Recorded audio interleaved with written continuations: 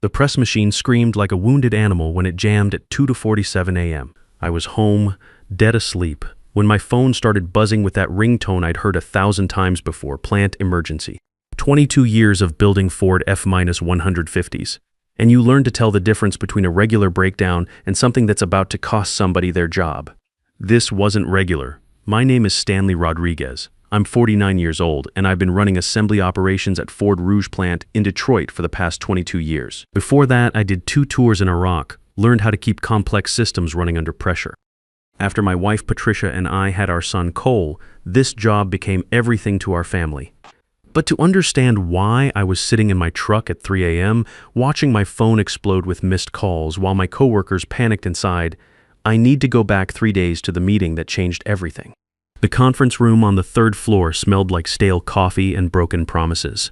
I walked in expecting my annual review and maybe some talk about the operations manager position that opened up when Bill Martinez retired.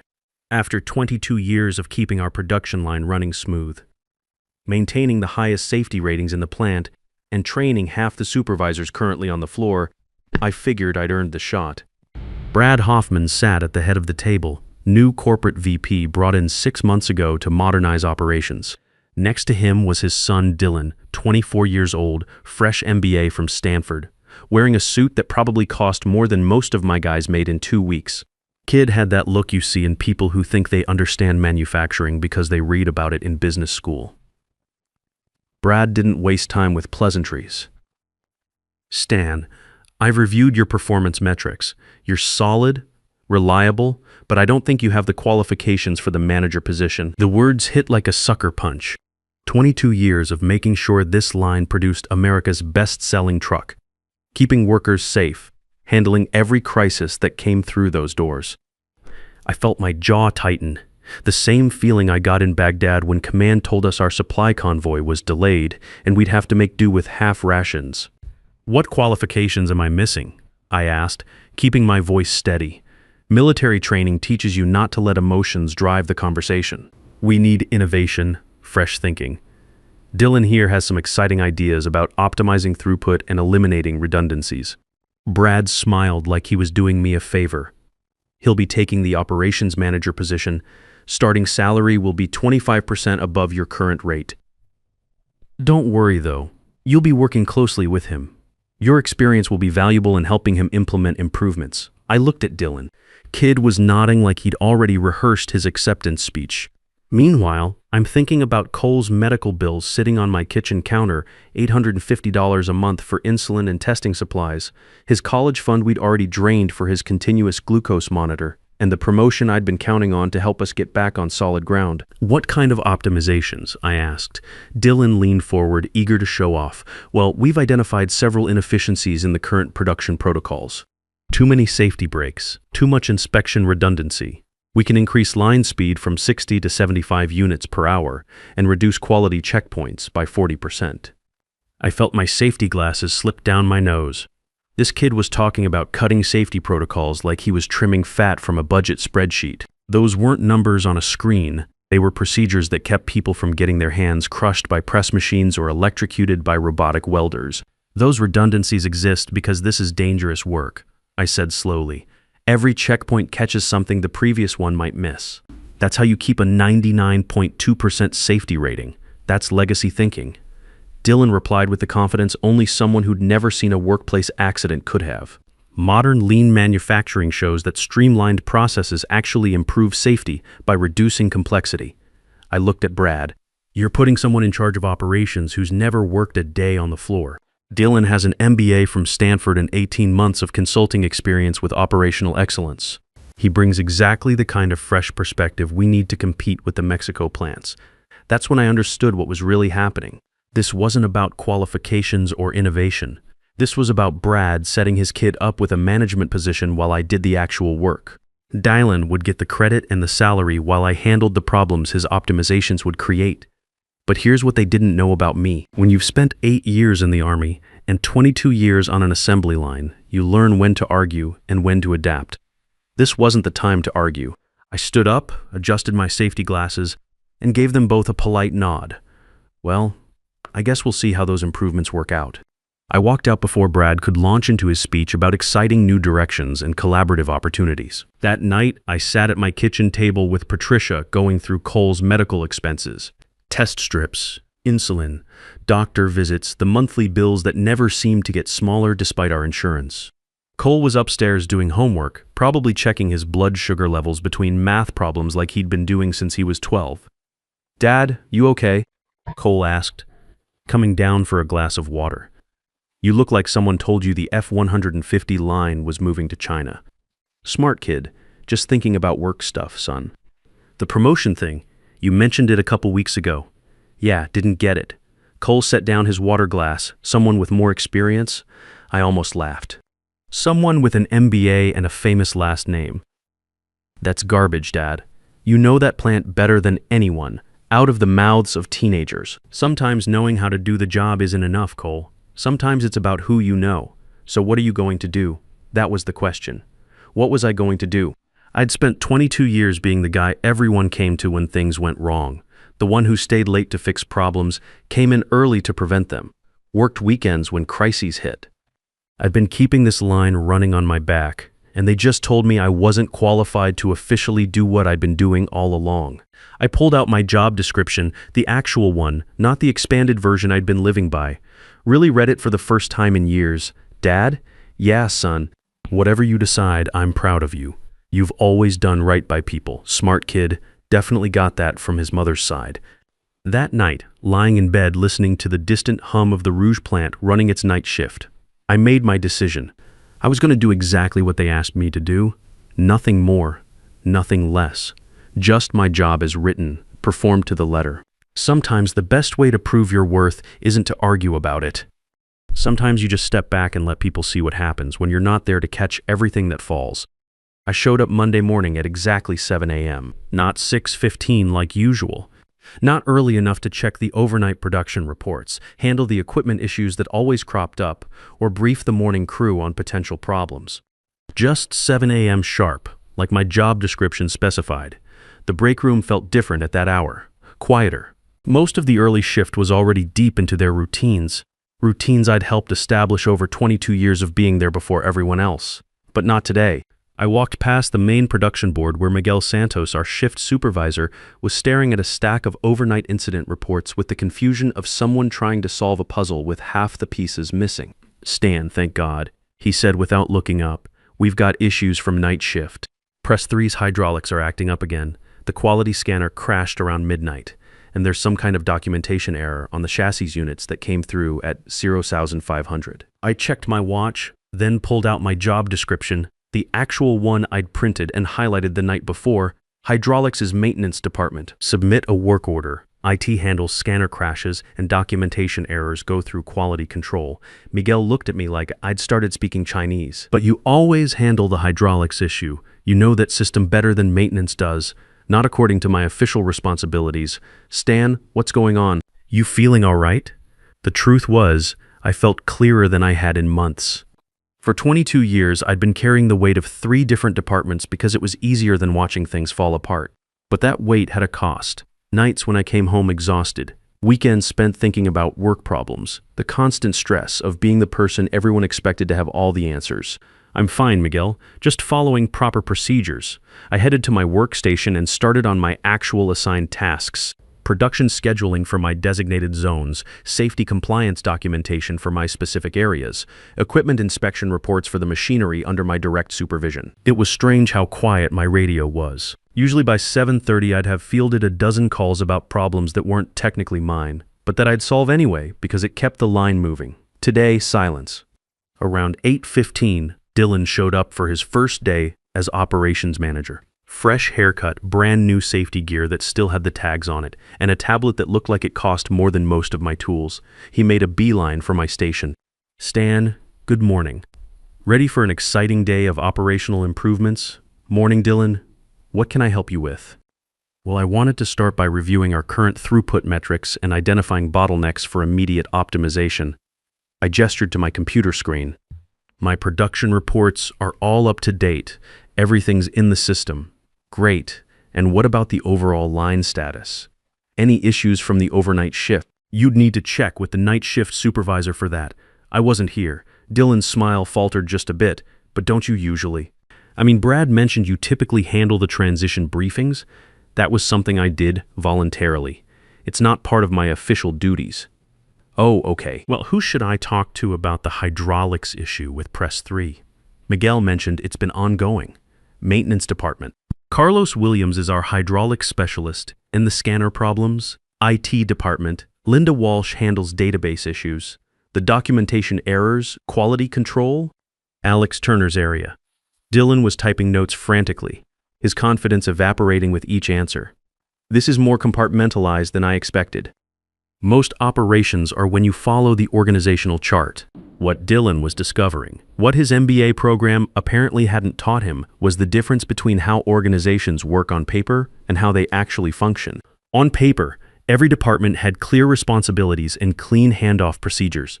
In reality, most places only work because people like me spend their careers bridging the gaps between what departments are supposed to do and what actually needs to get done. By 9:30, the cracks were starting to show.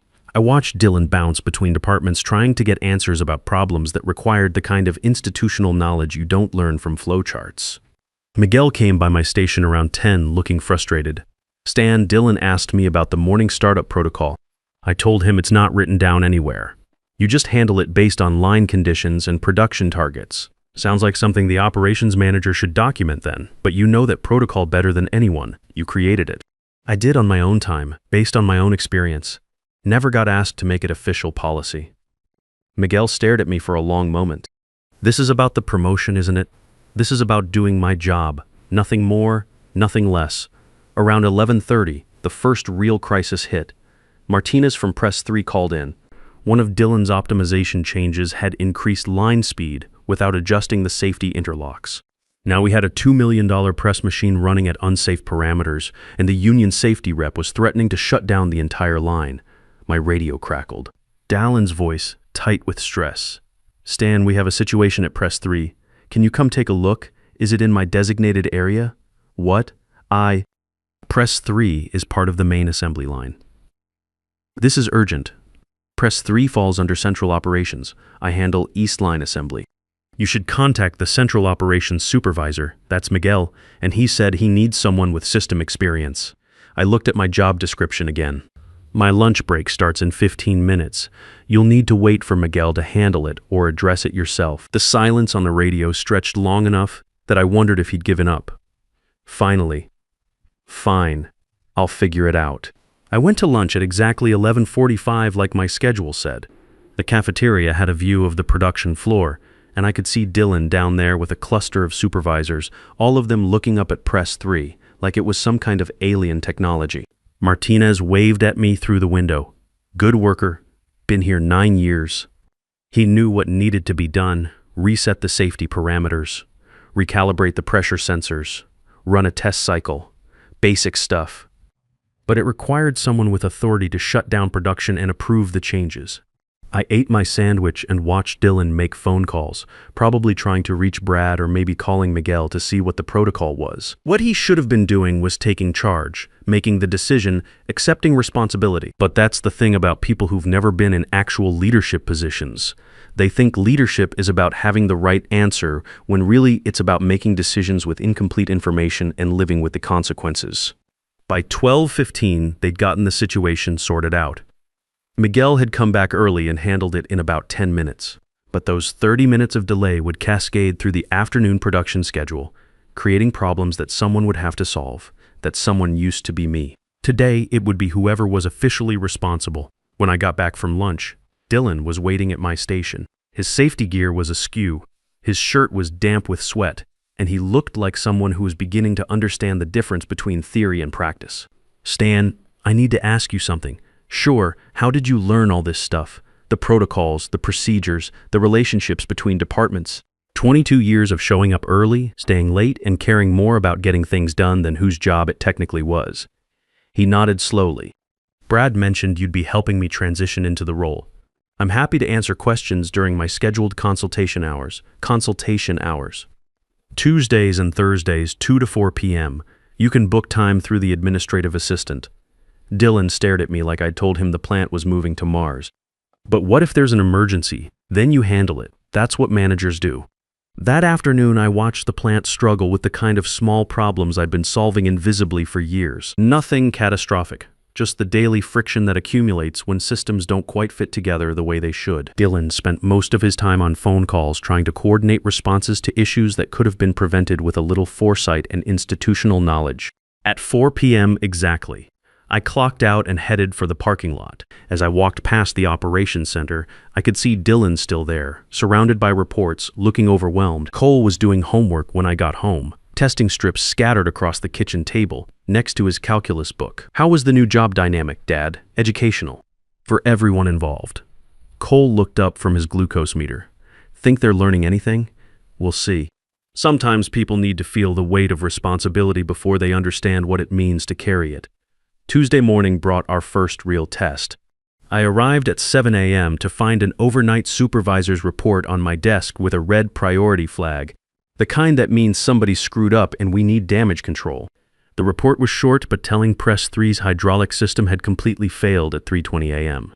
The night crew had tried to implement Dylan's new streamlined repair protocol, but without proper safety authorization, they just shut the system down and flagged it for the morning shift. Press 3 was our heavy-duty unit, the one we used for the F-150's frame assembly that couldn't be handled by the standard equipment. According to the production schedule, we had 47 chassis units due to start processing at 8 a.m., and a Toyota contract delivery scheduled for Thursday that we couldn't afford to miss. My phone started ringing at 7:15. Miguel, Stan, we've got a problem. Press 3's down and we've got chassis coming through. What do you want me to do? I pulled up the equipment assignments on my computer. Press 3 isn't in my operational zone, Miguel. That's central line equipment.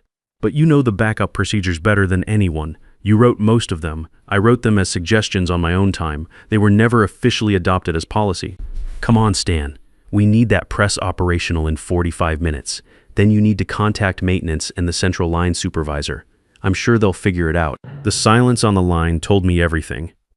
Miguel was realizing what Dylan had started to understand yesterday, that the unofficial system they'd been relying on was built entirely on my willingness to work outside my assigned responsibilities.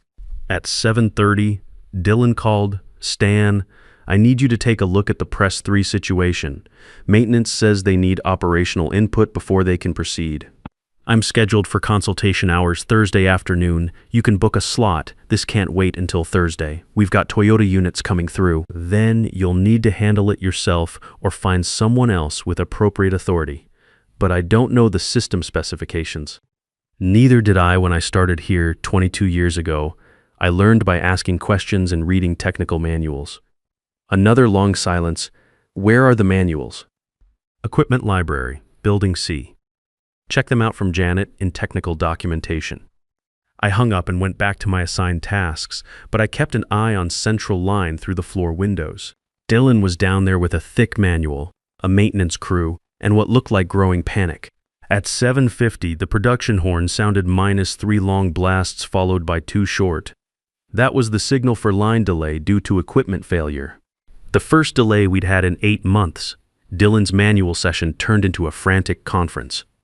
I could see him on his phone, probably calling Brad for guidance that Brad wasn't qualified to give. The maintenance crew stood around waiting for someone to make a decision they were authorized to make. At 8:15, they made the call to attempt repairs using the backup hydraulic system. It was the right technical decision, but it required someone with operational authority to sign off on the modified safety protocols. I watched Dylan sign the paperwork with the nervous energy of someone betting with money they couldn't afford to lose.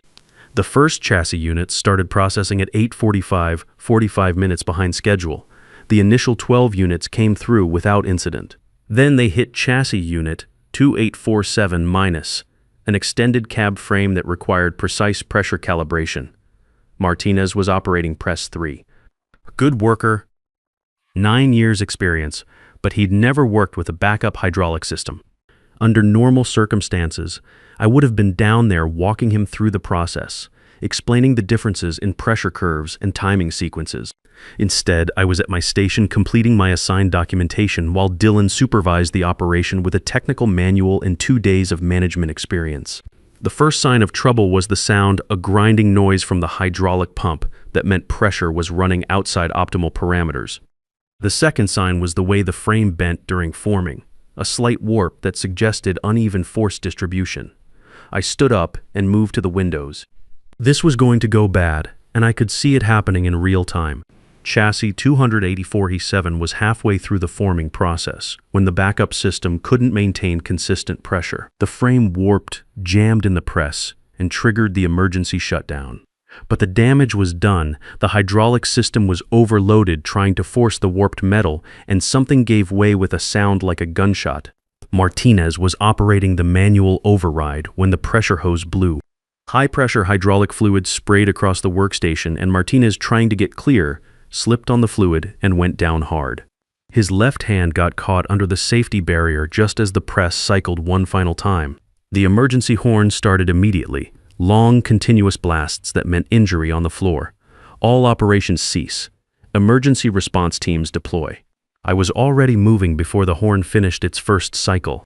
22 years on the floor teaches you that when someone's hurt, you respond first and worry about protocols later. But I stopped at the stairwell. Martinez was down. Dylan was in over his head. The entire central line was shut down. But this wasn't my zone. This wasn't my responsibility. This was what happened when you put someone in charge of operations they didn't understand and implemented optimizations without understanding their consequences. I watched through the windows as paramedics worked on Martinez. Conscious, talking, probably broken fingers, but could have been much worse. The hydraulic system would need complete replacement. The production line would be down for at least 48 hours. And somewhere in corporate offices, people were making decisions about whether Ford Rouge was competent enough to handle the Toyota contract. My phone was ringing constantly now. Brad, plant management, union representatives, insurance investigators. Everyone wanting to know what happened, who was responsible, and what our response plan was. I let it ring.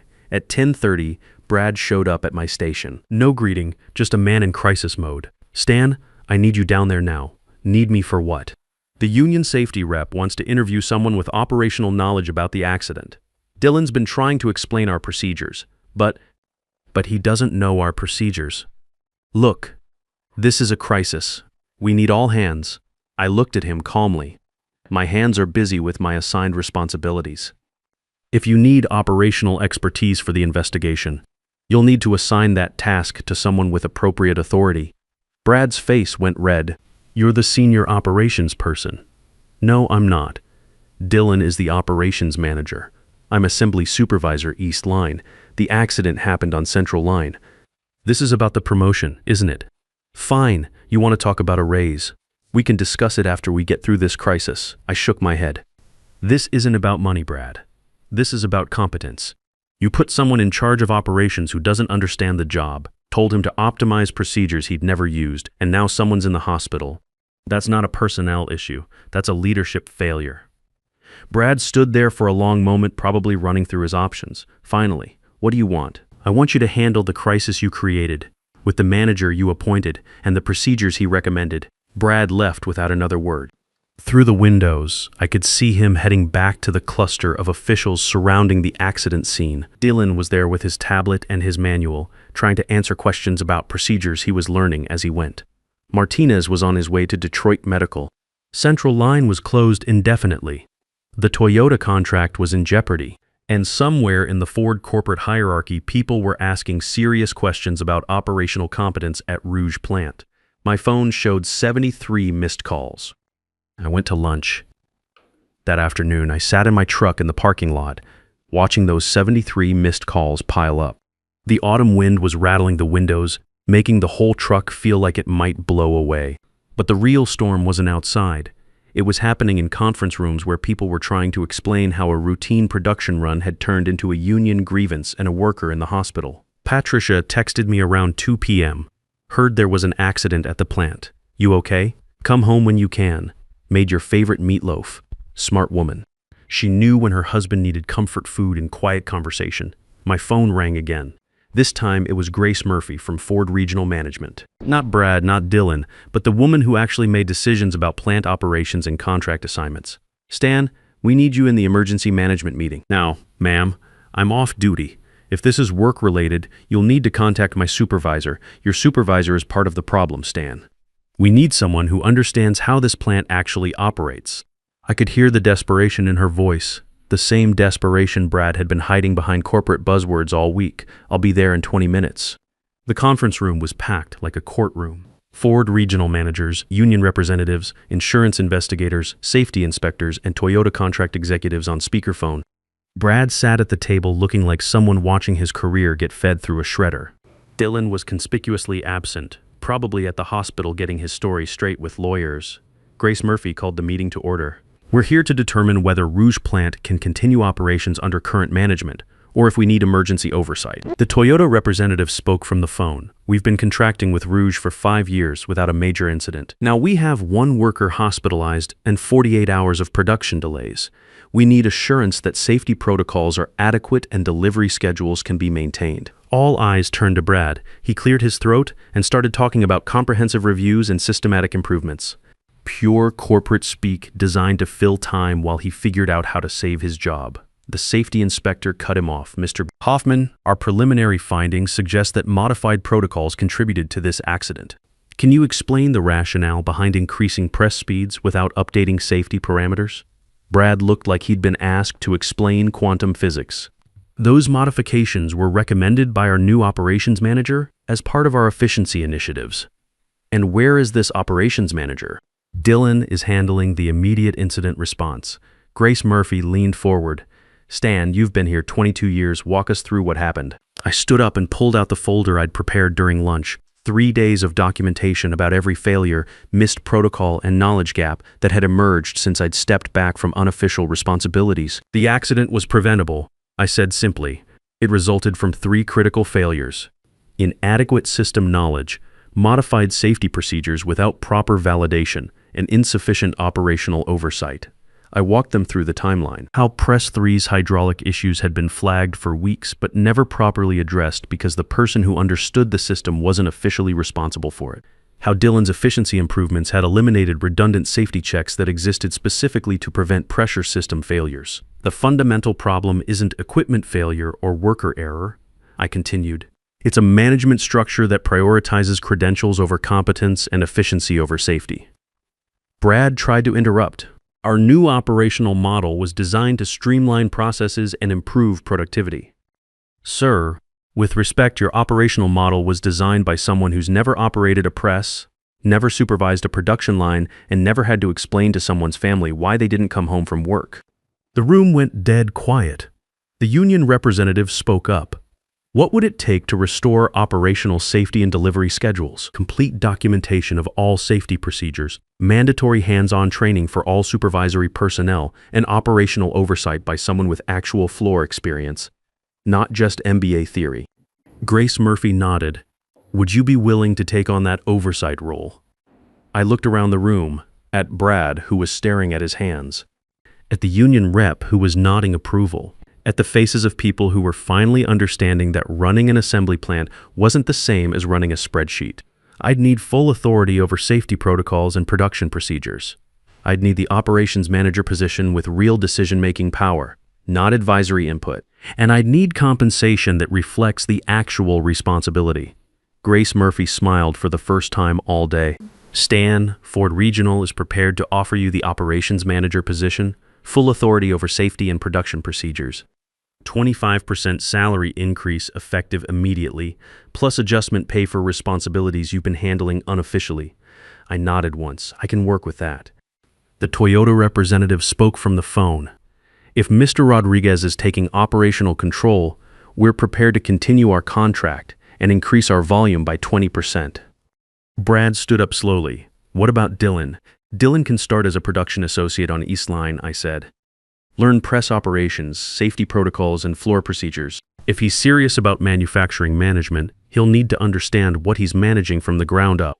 3 weeks later, I'm sitting in my actual office, the one with windows overlooking both East and Central lines, watching the plant run the way it's supposed to. Smooth, safe, efficient. No emergency horns, no panic meetings, no last-minute heroics to prevent disasters that should never have been disasters. Dylan shows up every morning at 6 to 45 now, wearing work boots instead of dress shoes, learning press operations and safety procedures from the ground up. Turns out when you strip away the entitlement and force him to start from the bottom, he's not a bad kid. Just needed someone to teach him the difference between reading about manufacturing and actually making things. Martinez is back at work, hand-healed, with a story that gets more dramatic every time he tells it. Central Line is running better than ever, and the safety protocols we've implemented are being adopted as Ford corporate standards. But the best part came yesterday when Cole showed me his acceptance letter to University of Michigan, academic scholarship, engineering program. Turns out having a father who people respect for more than just fixing their problems opened doors I never knew existed. "Dad, I'm proud of you," Cole said as we looked over the letter together. "You stood up for what was right." "No, son, I just stopped doing what was wrong." There's a difference. That evening, sitting on the back porch, listening to the sound of the Rouge plant running third shift, I thought about the past month. How sometimes the hardest thing isn't proving you're qualified. It's making other people recognize they've been taking your qualifications for granted. I didn't have to fight for respect. I just had to stop giving it away for free. Now, every morning when I walk through those gates, people nod like they mean it. Not because I'm the guy who fixes their problems, but because I'm the guy who knows how to keep problems from happening in the first place. Sometimes justice isn't loud or dramatic. Sometimes it's just the quiet satisfaction of watching people finally understand what they should have known all along. Your value doesn't decrease because someone fails to see it. It just waits quietly until reality forces them to notice. Sometimes the most powerful move isn't proving your worth. It's withdrawing it until others realize they can't function without you. Real leadership isn't about having all the answers. It's about understanding that experience earned through years of solving real problems will always outweigh credentials earned in a classroom.